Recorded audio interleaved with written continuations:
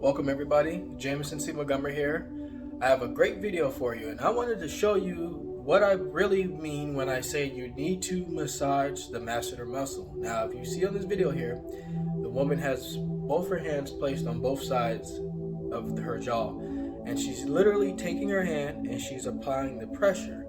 Now, just doing this, applying pressure and forcing down, not too hard, but going in a downward motion on both sides, you're loosening up that masseter muscle. It's going to keep that tension down, keep it low.